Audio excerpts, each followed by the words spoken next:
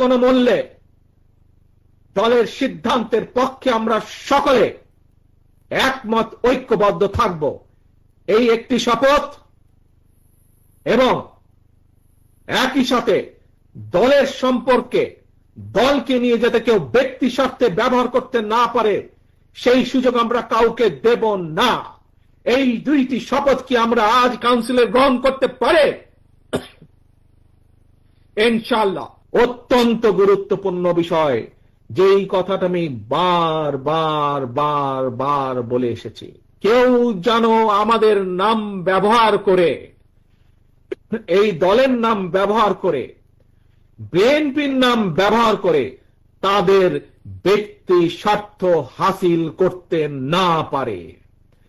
কেউ যেন আমাদের নাম ব্যবহার করে জনগণের মধ্যে আমাদের সম্পর্কে বিভ্রান্তি ছড়াতে না পারে, এই ব্যাপারে আপনাদের প্রত্যেককে দায়িত্ব গ্রহণ করতে হবে, প্রত্যেককে কর্তব্য পালন করতে হবে আপনাদেরকে, যাতে করে দলের কোনো বিভ্রান্তি কেউ ছড়াতে না পারে দলের সম্পর্কে জনগণের মাঝে।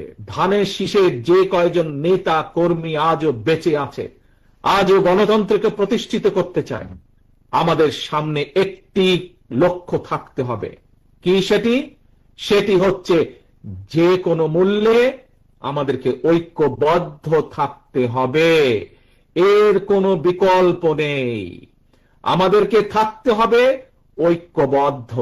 যে স্বৈরাচার তো বিদায় হয়ে গিয়েছে, পালিয়ে গিয়েছে, কিন্তু অদৃশ্য শক্তি কিন্তু ধীরে ধীরে মাথা চাড়া দিয়ে উঠছে।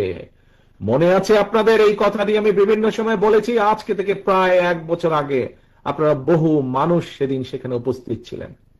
প্রিয় সহকর্মী বৃন্দ, ধানের শীষের প্রতিটি কর্মী, সমর্থক, ভোটার বৃন্দ, আজ আমার 1 বছর আগের কথা কিন্তু ধীরে ধীরে দৃশ্যমান হতে শুরু করেছে।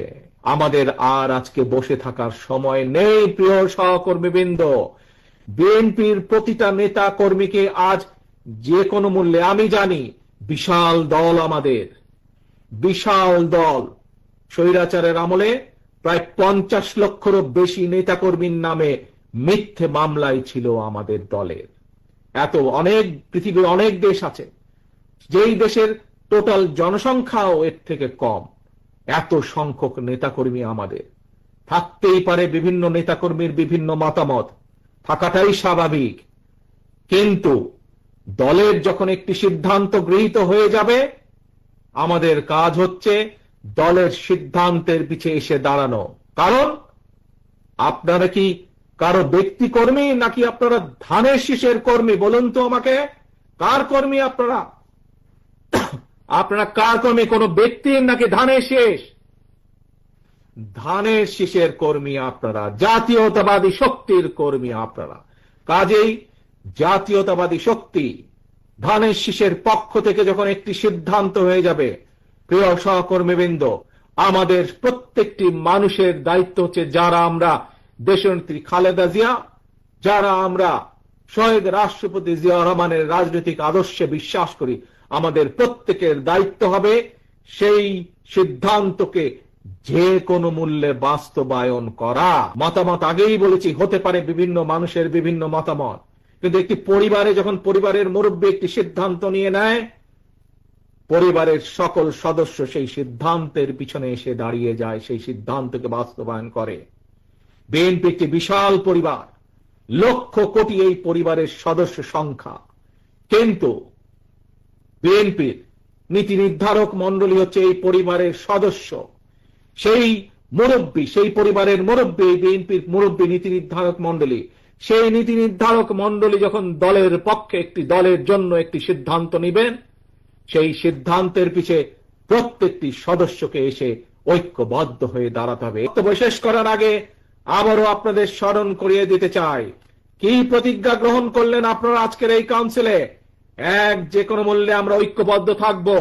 2, আমরা আমাদের দলের নাম কেউ যাতে ব্যক্তি স্বার্থে ব্যবহার করতে না পারে তার জন্য আমরা সচেতন থাকব। ঠিক ঠিক আছে? সবাই এগ্রি করলেন, রাজি হলেন সবাই? ইনশাআল্লাহ। আল্লাহ হাফেজ। বাংলাদেশ জিন্দাবাদ, বাংলাদেশ জাতীয়তাবাদী দল জিন্দাবাদ। আমরা যদি আগামী ফেব্রুয়ারি মাস পর্যন্ত প্রত্যেকটি নেতা কর্মী এরকম ইস্পাতের মতন ঐক্যবদ্ধ থাকতে পারে, তাহলে আজ যেমন একটি সফল সম্মেলন অনুষ্ঠিত হলো, ইনশাআল্লাহ আমরা একটি সফল জনরায় আমাদের পক্ষে আনতে সক্ষম হব। প্রিয় সহকর্মীবৃন্দ,